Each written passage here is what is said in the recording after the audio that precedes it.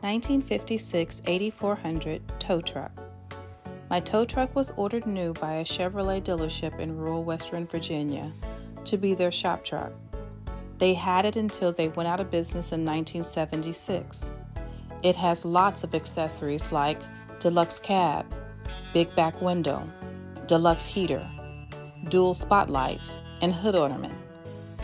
It has a V8 engine, 4-speed trans, 2-speed rear, and a Holmes 525 twin boom wrecker with the 828 body. She's not pretty, but she works great. 1956 Chevrolet LCF. The Chevy tilt bed pictured is powered by a 265 cubic inch engine and has a 4-speed transmission with a 2-speed rear axle. This is a replica of the truck bed bought by Vanderhoogs, who has a Caswell tilt bed installed. With this setup, they could haul cars instead of towing them and burning up the transmission. 1956 Diamond T 531. This truck was purchased from Bundaberg, Queensland. My son Clint has stripped it down and is in the process of restoring it. I have 4 sons, and we have 4 Diamonds and a Federal between us. It will be great when we have it fully restored and we can take them to the shows. It has a 308 black diamond motor, a 5-speed crash box, in which is how it was imported from the U.S. many years ago. Diamond T 630. I imported this 630 from Minnesota, USA. My sons Scott, Troy, along with a mate and myself, are restoring it. It is being rebuilt with a 471 GM, a 5-speed gearbox, a 3-speed joy box, plus a 2-speed differential. When it is finished, it should do about 170 kphs. I've converted it to comply with the Australian rules and is now a right-handed steerer. We have swapped the bogie for a single drive to give a smoother ride. When finished, we will pull a Golden Fleece tanker that my son owns.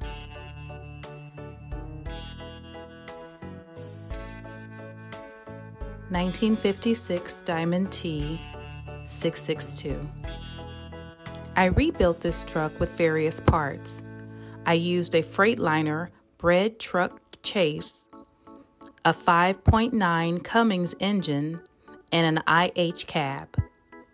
From the original road truck, I used the fenders, hood, grill shell, Diamond T badges, and VIN number plate. The fenders were really crunched, so I used them to learn how to do the bodywork. I took them to the metalworking show in Illinois and learned metal shaping techniques from experts. My wife says I spent too much time on the fenders. They should be worth $1 million by now.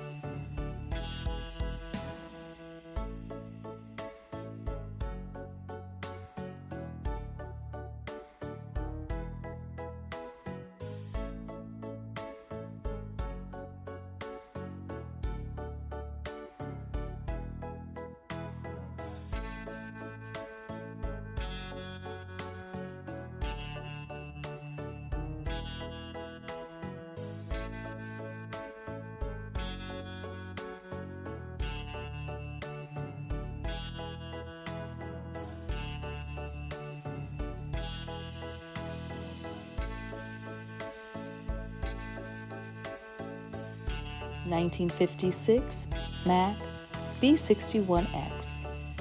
A B60X that the original owner converted to a 7-Eleven. The owner that I bought it from converted it to a 237 duplex. I already had a B68X and a B61X that I was going to convert over to a single axle dump. Then I saw in backlot this truck that was 32 miles away from where I lived 30 years ago. And I would take my sons past the shed where several Bs were kept. I recognized it, went up the next day and bought it. The owner was pleased that it went to someone who had a connection to the town. I kept the original hoist and installed a new 10 galleon.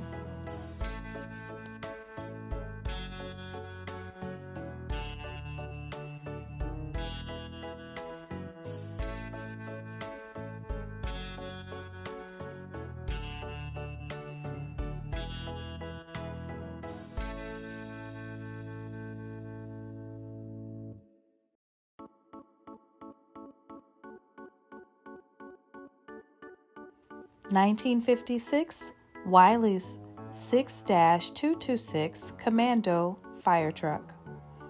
Wiley's 6-226 Super Hurricane 4x4 was built by the General Fire Apparatus Company in Detroit, Michigan, and was sold at the Wiley's dealership in New Jersey to the Curtiss Wright Military Aircraft Engine Plant in Woodridge, New Jersey. It's equipped with a 500 GPM waterless pump with plenty of hose, a ladder, tools, and a 150-gallon booster tank. It was then purchased by the Gale family from the Curtiss Wright Company in the mid-1980s and has been preserved in original but repainted condition with under 10,000 original miles. 1957 Chevrolet 10-500 fire engine. My fire engine served 38 years in Fredericksburg, Pennsylvania, and accumulated 11,282 miles while serving. It now has over 41,000 miles. It has the 322 V8 with 5-speed trans and 2-speed rear. The body was made by John Bean, and it has the 500 GPM midshaft main pump and a 30 GPM high-pressure fog pump with the 500-gallon tank. Hallmark recreated this truck for their 2011 Christmas ornament. It is number 9 in the Fire Brigade series.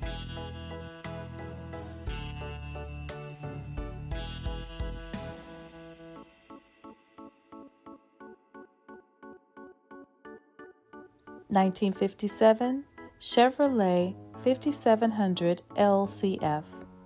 This truck is an original in every way. It was sold new the winter of 1956 by my father from Turnbull Chevrolet in Terry, Montana. I remember it well as I was just 12 years old, and it was the first V8 truck I had ever seen. It had the same Omaha box installed in Miles City, Montana that same year. My younger sister married the son of the farmer/rancher that bought it. It was used infrequently and replaced by a larger truck, ultimately stored in a Quonset. I acquired it in 2012 from my sister. It's still in remarkable condition.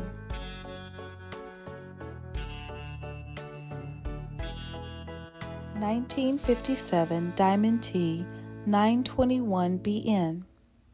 Totally restored to exactly as when my father purchased it new by factory order from Diamond T in Chicago.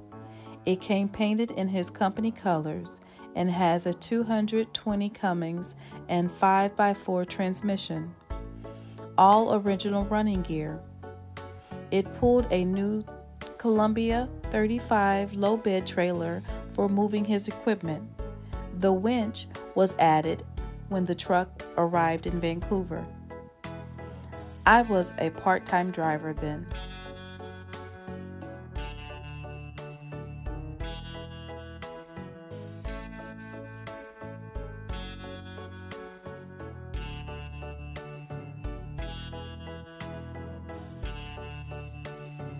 1957 GMC 1-ton dually panel rescue truck, all original with only 17,500 original miles.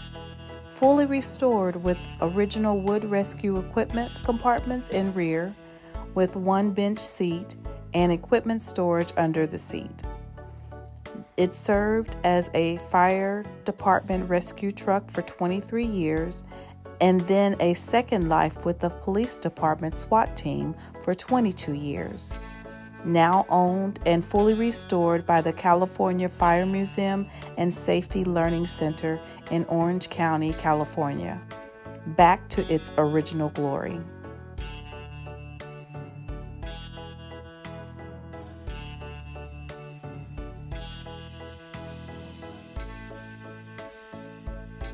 '57 International RDF-320.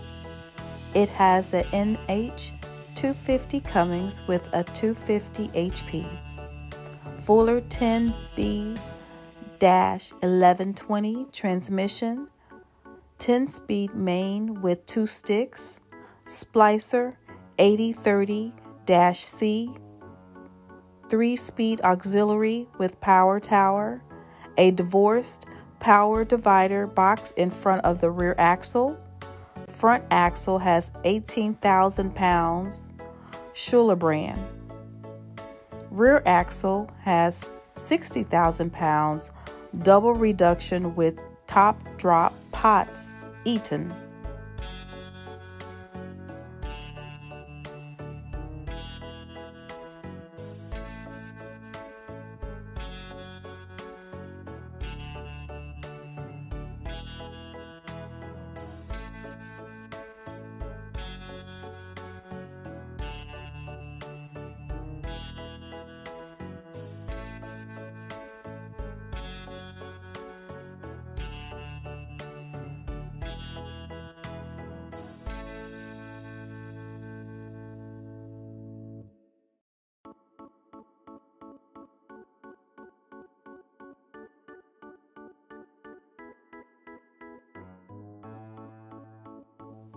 '58 Diamond T 630.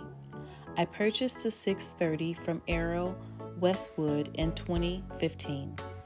The original owner purchased it new from Diamond Tees in Melbourne. He worked for John E. Hall and carted Allen's Lollies and Sweets from Sydney and Melbourne. He painted it TNT colors and did container work around Brisbane docks. It had a bogie drive and it's fitted with a 215 horsepower Perkins V8 plus a 10-speed Road Ranger. It is pretty much in its original condition.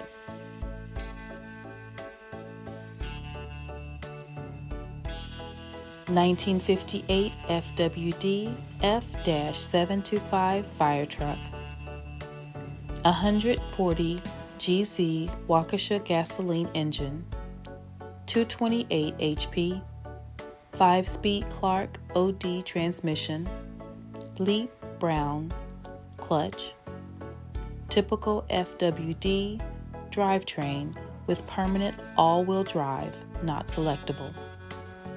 Fire pump is a 750 GPM Waterous, and there's a 500-gallon water tank. This is the first truck I ever rode on. My dad took me to a parade when I was 3 years old, originally delivered new to the Brian Anton Fire Company in Montgomery County, Pennsylvania in March of 1959.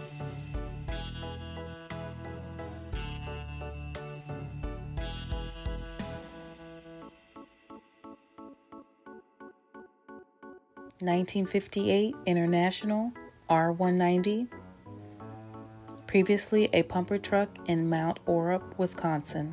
It was equipped with a Red Diamond 501 engine, but is now sitting on a 1990 F700 chassis with 5.9 Cummins, Allison MT 643, air brakes, and 33,000 pounds GVW. We use this for advertising our upfitting business at Results Machine Works. A 1960 IH TD5 crawler is holding down the Scott Magnum bed, which was what we sell. We drive this to lots and local car shows.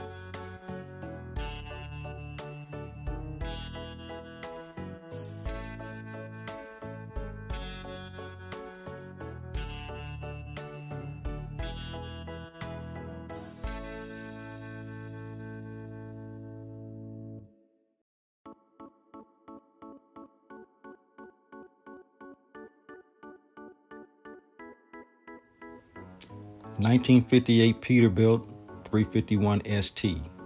Tractor was ordered by a company in Oakland, California to use with a lowboy trailer moving equipment. Its original had a 220 Cummins and a 5x4 transmission. Transmission is still being used, but is now powered by a 335 Cummins. The frame was lengthened from 220 inches to 252 inches to accommodate the 34-inch pleated sleeper. Power steering was added from a 359 to make it easier on the old guy.